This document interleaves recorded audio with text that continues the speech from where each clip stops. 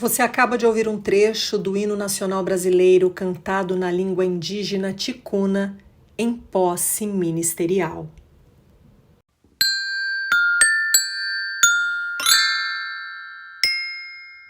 Criar com amor. Criar com afeto. Criar com alegria. Criar com asas. Cena 1. Eu sou a Júlia. Eu a Paola. E nossa mãe é a Paty Juliane do Criar com Asas. Cena 2. Eu sou a Constância. E eu sou o Bernardo. E nossa mãe é Dedé Lovitch do Criar com Asas. Cena 3. Oi, eu sou Valentina e eu sou filha da Rita do Criar com Asas.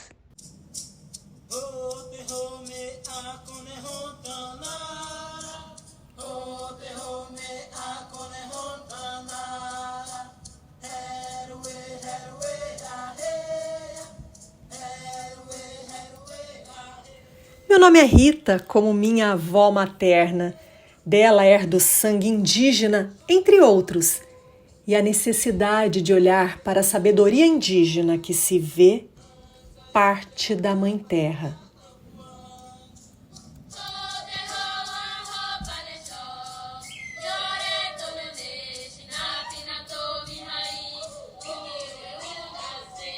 Episódio 49. Mulheres no poder e tudo o que isso representa. Bloco 1. Causas que nos movem para além de nossas casas.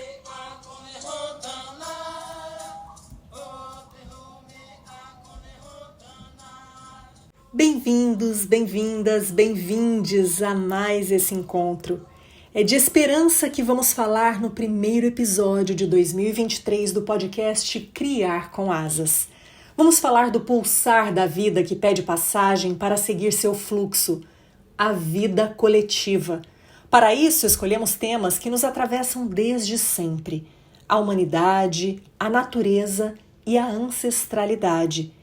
Temas que estão diretamente ligados à infância e ao presente, que garante o vivenciar desta fase que é agora.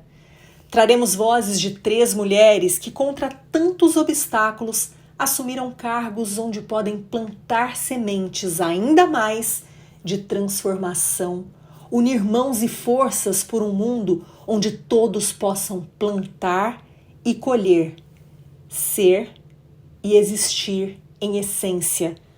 Um mundo onde vidas não sejam alvo pela cor da pele ou por sua natureza, onde o meio ambiente não seja destruído pelo lucro exacerbado de poucos, onde cada e toda a vida importe, principalmente as que se enquadram nas chamadas minorias, assim denominadas para que sejam desmerecidas e desprezadas. Traremos falas aqui que nos motivam a seguir acreditando que não precisamos de outras armas, mas de pessoas comprometidas com a vida, de palavras e de ações que não violentam, que não agridem, que não destroem. Palavras de esperança. Brasil, chegou a vez de ouvir as Marias, Mães, Marielles, Malês, de ouvir as Marias, Mães, Marielles, Malês.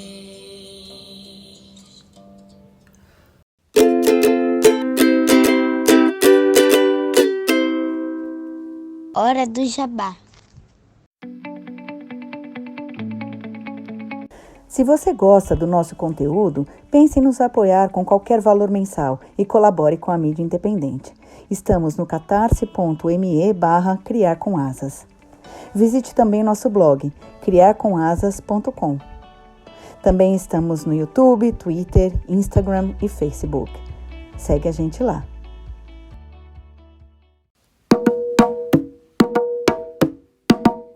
Bloco 2. Aniele, Marina e Sônia. 8 de março de 2018. Boa tarde a todas, fundamentalmente nessa data de hoje. A todos, saudar a presidência da vereadora Tânia Bastos, aos outros vereadores dessa casa, as assessoras, as terceirizadas, nesse dia de luta, de resistência, aonde uma palavra de ordem para a nossa vida em meio a essa crise é que nós possamos viver com respeito a todas, cada uma com seus corpos, cada uma à sua maneira, cada uma na sua forma de resistência diária. A todas nós, nesse dia 8 de março, ocupando apenas uma das 7 cadeiras daqui do Parlamento Municipal, a gente precisa sempre se perguntar: o que é ser mulher? O que cada uma de nós já deixamos de fazer ou fizemos com algum nível de dificuldade pela identidade de gênero, pelo fato de ser mulher? A pergunta não é retórica, ela é objetiva, tem um cunho da gente refletir no dia a dia, no passo a passo de todas as mulheres. No conjunto da maioria da população, como a gente fala, mas infelizmente é subrepresentada. Nesse 8 de março, um março histórico, um março que a gente fala de flores, lutas, resistências, mas um março que não começa agora, né? Em muito menos apenas um mês para pautar a centralidade da luta das mulheres. A luta por vida digna, a luta pelo direito humano, a luta pelo direito à vida das mulheres precisa ser lembrada, e não é de hoje, é de séculos. Inclusive com origem em séculos passados, aonde nas greves e manifestações, principalmente as russas no período pré-revolucionário, lutaram com firmeza, lutaram pelos direitos trabalhistas. Boa tarde, vereador. Obrigada. Dia de luta, onde a gente ocupa mais uma vez a tribuna. Eu fico muito feliz e muito à vontade porque essa tribuna, esse lugar legítimo, onde a gente não ocupa só no 8 de março, né? Onde a gente pode falar das reformas, contra as reformas da Previdência, onde a gente pode falar sobre a nossa posição em oposição ao governo Marcelo Crivella, quando a gente pode falar do processo da intervenção federal. Daí, ocupar esse dia no grande expediente, na luta por direitos, vem reforçar o simbólico e o objetivo da luta das mulheres. Mas a luta das mulheres que começa, como eu falei, lá atrás, na Revolução, que comemoramos e que lutamos e que reverenciamos em 2017, de um século, na luta por demarcação das mulheres indígenas, da luta das minhas irmãs, mulheres negras que vieram antes de nós, que resistiram tamanha absurdo que foi o período da escravidão, a luta por toda forma, pelo fim de toda forma de opressão que se reflete no racismo, na misoginia, na luta contra o patriarcado. E assim a gente segue lutando. No dia 5, na segunda-feira, foi aniversário de uma mulher que é referência para mim, que disputou o partidão, Rosa Luxemburgo, que era coxa. A história conta que ela figurava ali em 1,5 m e ia para a linha de frente do fronte da luta política do seu momento na história. Se é tempo de outro momento histórico, é tempo sim da gente celebrar o 8 de março, é tempo sim da gente reivindicar que esse 8 de março começa muito antes. Como diria a Rosa, aniversariante do dia 5, né? Nós mulheres lutamos por um mundo onde nós sejamos socialmente igual, humanamente diferente e totalmente livre na sua diversidade, mas na sua resistência. Inclusive nesse momento onde a democracia se coloca frágil, onde se questiona se vai ter processo eleitoral ou não, onde a gente vê todos os escândalos com relação ao parlamento, falar das mulheres que lutam pela outra forma de fazer política no processo democrático é fundamental. Inclusive, em tempos onde a justificativa da crise... Tudo bom, vereador? Obrigada. Onde a justificativa da crise, a precarização, a dificuldade da vida das mulheres é apresentada, mas com muita dificuldade real. Tempo da escola... Onde é que estão as vagas da creche que foi apresentada pelo prefeito Marcelo Crivella, que iria ser ampliada, aumentada? Aonde estão as educadoras e os educadores que não foram chamados ainda dos concursos? Como ficam as crianças que nesse período de intervenção... Não vem me interromper agora, né? Mas homem fazendo omisse, meu Deus do céu. Obrigada, Ítalo. Muito obrigada. Amém. Obrigada. Obrigada aos vereadores. Como falei antes e falava na Fiocruz no dia de hoje, as rosas da resistência nascem do asfalto. A gente recebe rosa, mas a gente vai estar com o punho cerrado também, falando do nosso lugar de vida e resistência contra os mandos e desmandos que afetam as nossas vidas, né?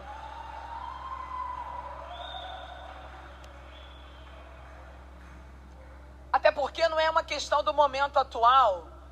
E o vereador, na última semana que falava sobre o processo de violência sofrido pelas mulheres no carnaval, me questionava de onde eu tirava os dados apresentados. As mulheres, quando saem às ruas na manifestação do 8 de março, daqui a pouco na Candelária, fazem porque entre 83 países o Brasil é o 7º mais violento. E aí, volto a repetir, dados da Organização Mundial de Saúde.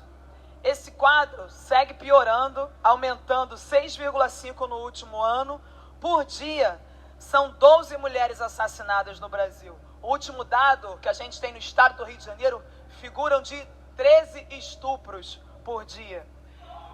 Essa é a relação com a violência contra as mulheres. A gente tem um senhor que está defendendo a ditadura e falando alguma coisa contrária a isso. Eu peço que a presidência da casa, no caso de maiores manifestações que venham atrapalhar a minha fala, assim proceda como a gente faz quando a tribuna interrompe qualquer vereador. Não serei interrompida, não aturo o interrompimento dos vereadores desta casa, não aturarei de um cidadão que vem aqui e não sabe ouvir a posição de uma mulher eleita, presidente da Comissão da Mulher dessa casa.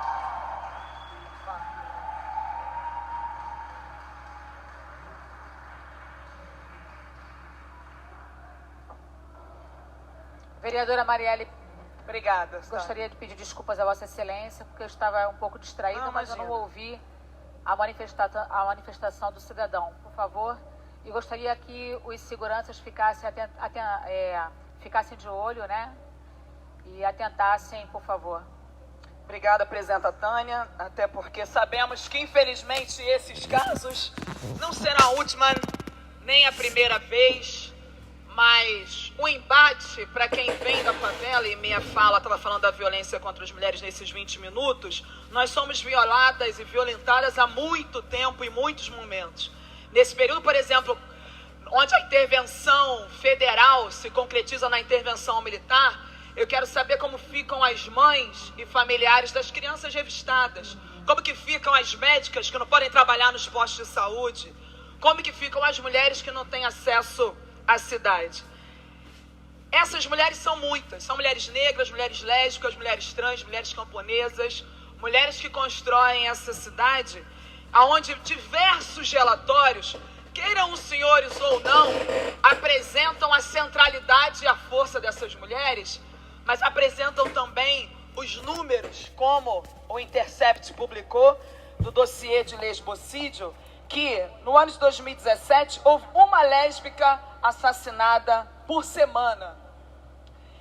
lesbocídio é um conceito que as mulheres lésbicas estão cunhando, assim como nós avançamos no debate com relação ao homicídio impetrado por mulheres, que se constituiu no feminicídio, dados que mostram a realidade absurda, mas que sim vitima a nossa diversidade. As mulheres negras, por exemplo, quando passam na rua, ainda tem homem que tem a ousadia de falar do quadril largo, da bunda grande, do corpo, como se a gente estivesse num período de escravidão. Não estamos, querido. Nós estamos no processo democrático. Vai ter que aturar a mulher negra, trans, lésbica, ocupando a diversidade dos espaços. E para quem gosta do porte de armas, por exemplo, que faz alusão ao militarismo e tem a audácia de vir querer gritar no processo da República Democrática hoje, nós rejeitamos nesta casa o que poderia ser o processo de armamento. Outros municípios negaram. Não tem eco o lugar onde nem a polícia militar hoje está preparada para utilizar armas de fogo. E para contextualizar, alguém viu o que aconteceu na Praça São Salvador ontem? Pois é. Felizmente, os guardas municipais que estavam lá, que não estavam armados, correram para se proteger, assim como todos os outros cidadãos. Porque se ali estivessem sacado armas de fogo, certamente teriam sido assassinados e perderíamos mais vidas dos servidores públicos da cidade do Rio de Janeiro. É por isso que homens e mulheres que pensam no processo democrático são contrários ao que pode vitimar ainda mais a nós, população da cidade do Rio de Janeiro. Contrário a esse armamento. Em tempos de violência e de negação de direito, mais armas vai ser retirada de direitos. A saída são condições dignas de trabalho para esses trabalhadores e trabalhadoras. E é por essas e outros e vários motivos que a gente defende, sim, a presença de mais mulheres. Queria saudar a presença da vereadora Rosa Fernandes, uma referência, por mais que tenhamos divergência, diferenças de partido, é uma mulher que me acolheu, recebe, trata com respeito devido. A vereadora Tânia Bastos falou novamente, fico feliz de ter me citado cedo, quando a gente fala das mulheres na política. O movimento que nós fizemos por mais mulheres nos espaços de decisão é para que as políticas públicas entendam por que de um vagão necessário em tempos de assédio, é para que nós possamos falar de mobilidade a partir da perspectiva de gênero, é para que a gente possa falar de economia solidária. Saudar a presença da Edjane, da Cristina, da Juliana, da Simone, das mulheres que aqui estão, da Renata Stuart, enfim, do meu corpo de assessoria, das mulheres que constroem esse mandato e que elaboram essa política com afeto. Porque todas elas, Naldo, o mandato é composto elas não são todas elas da equipe, mas o mandato é composto 80% de mulheres, porque a gente entende que o lema que a gente fala de uma mulher sobe e puxa outra, precisa ser concretizado. Uma escritora que eu gosto muito, Chimamanda, fala que isso só vai ser alterado se as mulheres que estão no espaço de poder, de fato, derem o pé, abraçarem, acolherem, construírem com outras mulheres. Se esse parlamento é formado apenas por 10, 13% de mulheres, nós somos a maioria na rua. E sendo a maioria na rua, somos forças exigindo a dignidade e o respeito das identidades, aonde, infelizmente, o que está colocado aí nos vitima ainda mais.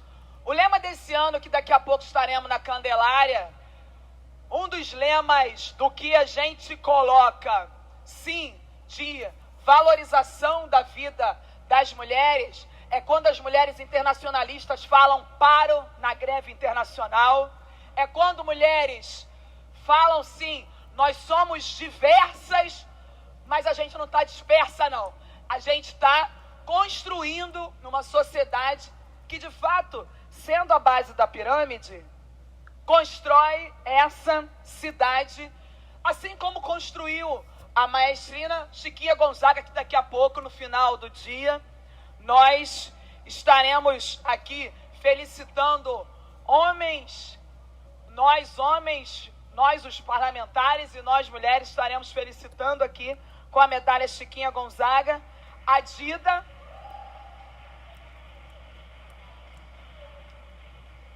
que é uma mulher que faz política com afeto, gastronomia, que organiza um lugar de resistência na Praça da Bandeira, aonde esse lugar das mulheres negras potente de encontro com a Dida Bar. E para encerrar, eu gostaria de reforçar e dizer das mulheres negras que são nossas referências, de citar a Audre Lorde, que era uma mulher negra, lésbica, escritora caribenha, com origem caribenha, mas dos Estados Unidos, feminista e ativista pelos direitos civis. Eu não sou livre enquanto outra mulher for prisioneira, mesmo que as correntes dela sejam diferentes das minhas. Por isso, nós vamos juntas lutando contra toda forma de opressão. Tem uma diversidade de luta na pauta pela vida das mulheres, na pauta pela legalização do aborto, na pauta pela luta das maternidades, da cultura, do empreendedorismo, das mulheres da Zona Oeste. E acho que é fundamental agradecer nesse final, nominalmente, a Elaine, a Júlia, a Vitória, a Mônica, a Fernanda, a Fabiola, a Mariana, a Lana, a Rossana, a Priscila, Renata, Yara, a Bruna, a Rogéria, a Natália e Luna. As mulheres que constroem essa história e que estão junto comigo. Vamos que vamos. 14 de março de 2018. Marielle Franco é executada. Marielles jamais serão caladas. E nossas crianças já sabem disso. Brasil chegou a vez de ouvir as Marias Mains, Marielles Malês.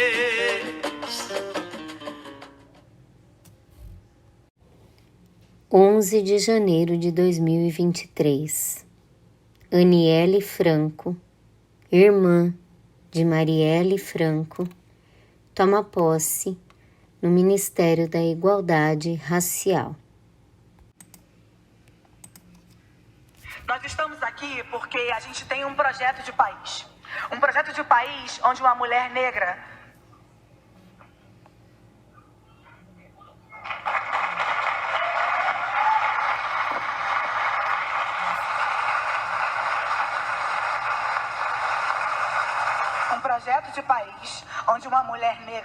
possa acessar e permanecer em diferentes espaços de tomada de decisão, sem ter a sua vida ceifada com 5 tiros na cabeça.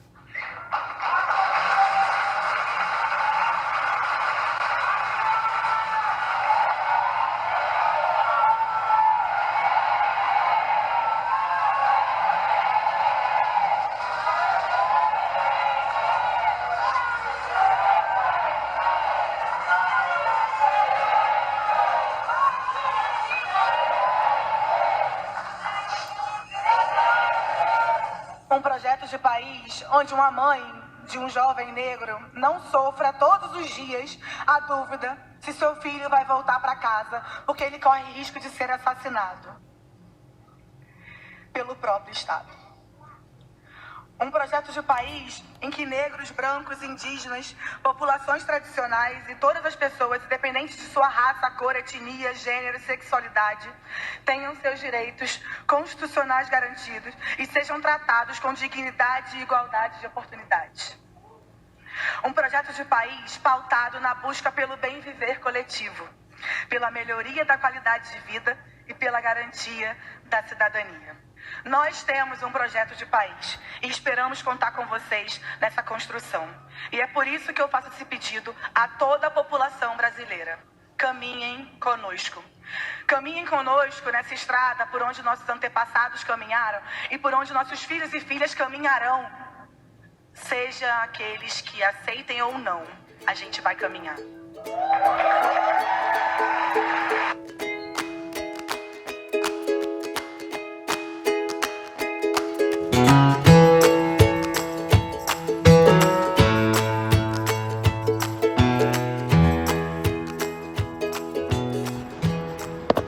Maria Osmarina da Silva, conhecida por Marina Silva, nasceu no Seringal Bagaço, distante 70 quilômetros da capital Rio Branco, no Acre, no dia 8 de fevereiro de 1958. Filha do seringueiro Pedro Augusto da Silva e Maria Augusta da Silva, cresceu ao lado de 8 irmãos. Com 14 anos, aprendeu as primeiras noções de matemática para ajudar o pai na venda da borracha colhida no seringal. Ficou órfã de mãe aos 15 anos. Marina Silva foi para a capital Rio Branco tratar de uma hepatite. Foi acolhida na casa das irmãs servas de Maria. Foi empregada doméstica, contraiu malária e leishmaniose. Com 16 anos, fez o curso do Mobral, onde aprendeu a ler e escrever. Completou o 1º e 2º graus, fazendo o curso supletivo. De seu primeiro casamento, realizado em 1980, teve 2 filhos, Shalom e Danilo. Em 1984, concluiu o curso de História na Universidade Federal do Acre. Começou a lecionar História e atuar no Sindicato dos Professores. Mais tarde, fez especialização em Teoria Psicanalítica na Universidade de Brasília e em Psicopedagogia na Universidade Católica de Brasília. Em 1994, Marina Silva foi eleita senadora pelo estado do Acre, sendo a mais jovem senadora daquele ano. Em 1995, ocupou o cargo de secretária nacional de Meio Ambiente e Desenvolvimento do Partido dos Trabalhadores, permanecendo até 1997. Em 1996, recebeu nos Estados Unidos o Prêmio Goldman do Meio Ambiente pela América Latina e Caribe. Em 2002, foi reeleita para o Senado. Em 2003, foi nomeada para o Ministério do Meio Ambiente no governo Lula. Destaca-se por vários projetos para a conservação da natureza. Em 2006, desentendeu-se com a Casa Civil e foi acusada de atrasar licenças ambientais para a realização de obras. Em 2007, recebeu da ONU o prêmio Champions of the Earth, o maior prêmio concedido pela organização na área ambiental. Em 2008, entregou o cargo de ministra e voltou para o Senado. Nesse mesmo ano, recebeu no Palácio de St. James, em Londres, das mãos do príncipe Philip da Inglaterra, a medalha Duque de Edimburgo, por sua luta em defesa da Amazônia brasileira. Marina Silva recebe, em 2009, o prêmio Fundação Norueguesa SOFI, por seu trabalho em defesa da floresta amazônica. Em janeiro de 2023, com a eleição de Luiz Inácio Lula da Silva para presidente, Marina foi nomeada para ocupar o cargo de ministra do Meio Ambiente.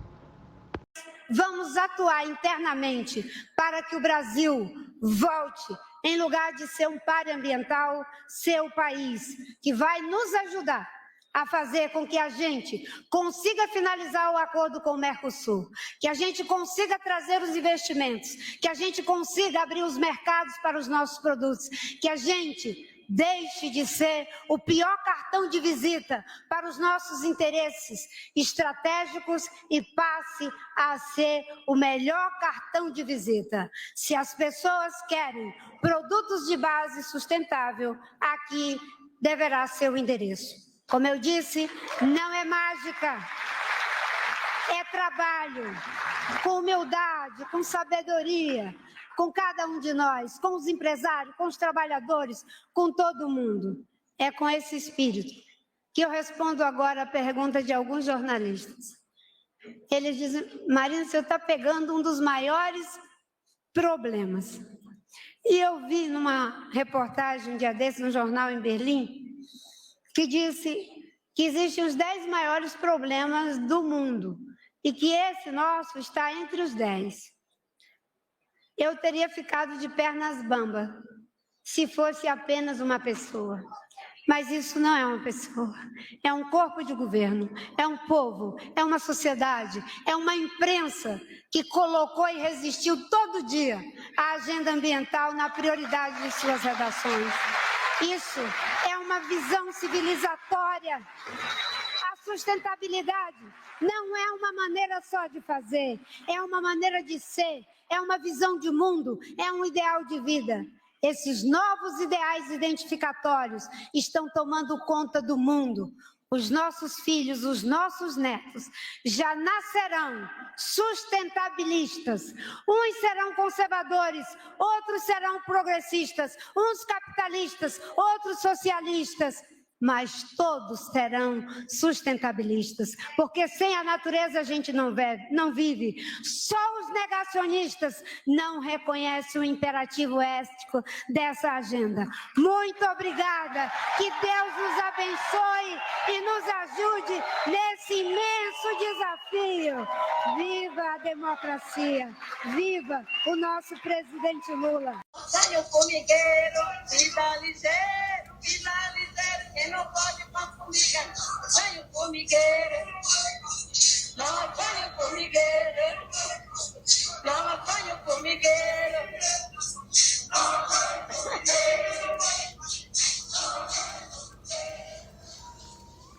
Você acaba de ouvir uma manifestação de indígenas com destaque para a voz de Sônia Guajajara. Ela, que é do povo Guajajara Tenterrar, me desculpe se eu pronunciei errado, que habita nas matas da terra indígena Araribóia, no Maranhão, internacionalmente reconhecida por sua luta em defesa dos direitos dos povos indígenas, seus territórios e por sua luta pelas causas socioambientais. Sônia fez parte da coordenação das organizações e articulações dos povos indígenas do Maranhão, COAPIMA, da coordenação das organizações indígenas da Amazônia Brasileira, COIAB, e atuou como coordenadora executiva da APIB, Articulação dos Povos Indígenas do Brasil.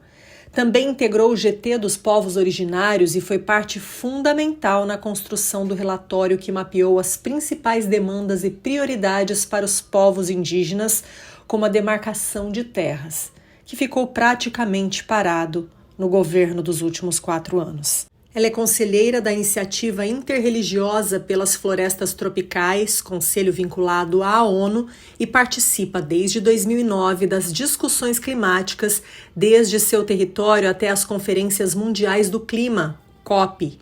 Há anos ela leva denúncias ao Parlamento Europeu, entre outros órgãos e instâncias internacionais. Esta manifestação, entre tantas outras, aconteceu na posse de Sônia Guajajara como primeira-ministra dos povos indígenas em 11 de janeiro de 2023. Povos esses que resistem há mais de 500 anos a diários ataques covardes e violentos, tão chocantes e aterrorizantes como vimos neste último domingo aqui em Brasília. Porém, sempre menos visibilizados. Mas a partir de agora, essa invisibilidade não pode mais camuflar a nossa realidade. Estamos aqui de pé para mostrar que nós não iremos nos render. A nossa posse aqui hoje, minha e de Aniele Franco, minha amiga ministra da Igualdade Racial, é o mais legítimo símbolo dessa resistência secular, preta e indígena do nosso Brasil.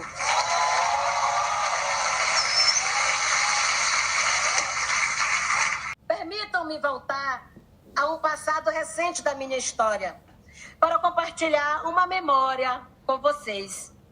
Quando eu tinha 17 anos, fui chamada por minha tia Maria Santana para conversar. Tia Maria é parteira e uma respeitada liderança espiritual.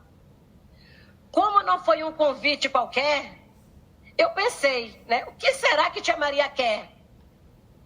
Subi na garupa de uma moto e fui até a aldeia Lagoa Quieta, no território Araribóia, no município de Amarante do Maranhão, onde é o meu território, para encontrar com a tia Maria. Chegando lá, eu a encontrei com 2 presentes, um colar e um maracá. Ela, então, me olhou e disse, com aquela voz serena, ô, minha filha, quero te entregar esses presentes, que são símbolos de liderança. E eu passo a você o poder da palavra. Você vai ter o dom da comunicação. todo mundo vai te ouvir. Você vai crescer e tudo que você tiver para falar, não hesite, porque todo mundo vai parar para te escutar. Esse maracá vai ecoar e você será a porta-voz do nosso povo. E por isso eu trago aqui essa pequena memória para lembrar que eu não estou aqui, né, sozinha. Eu estou aqui com a força da nossa ancestralidade.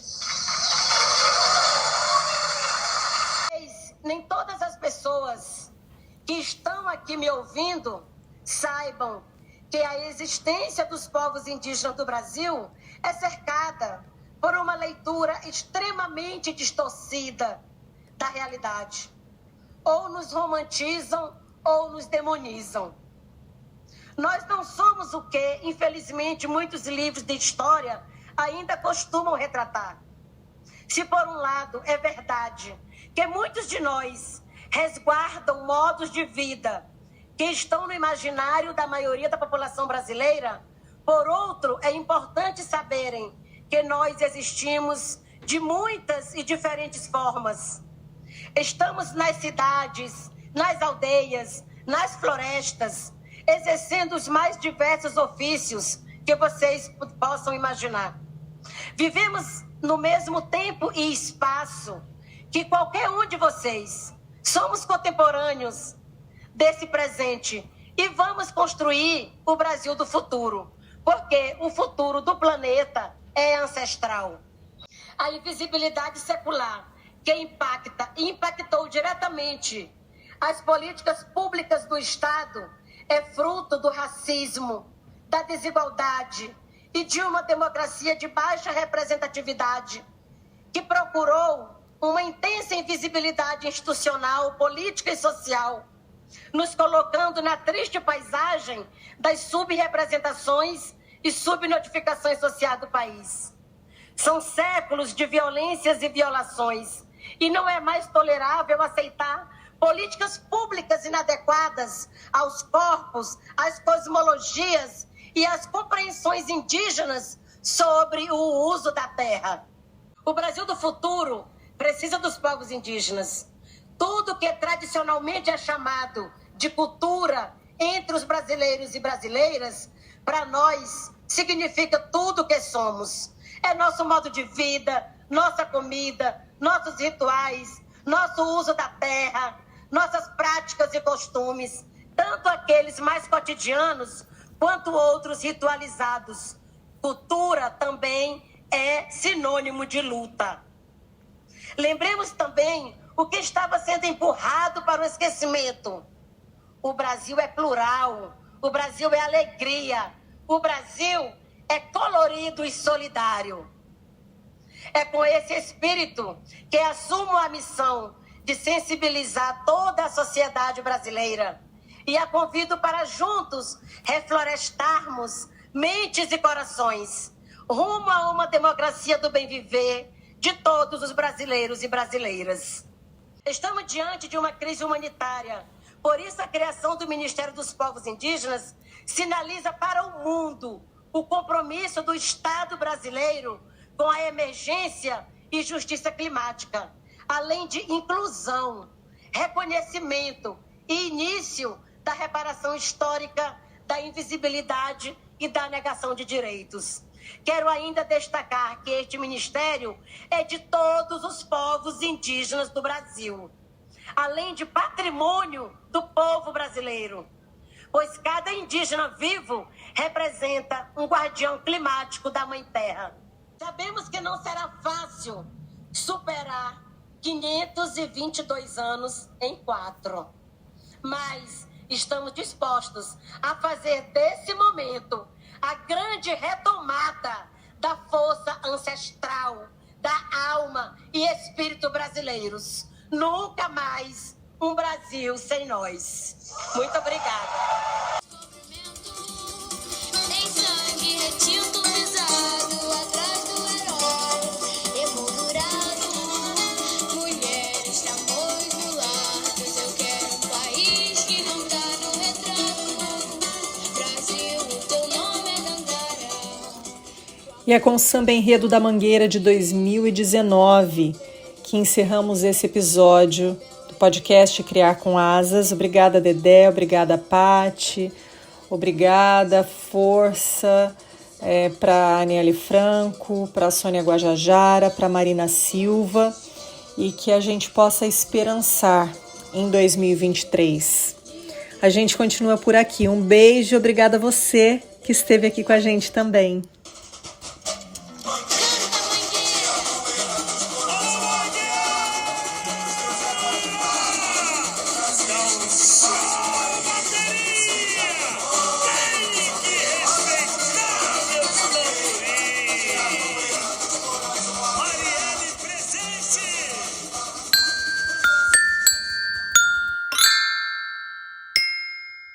Vinhetas, Júlia e Paola.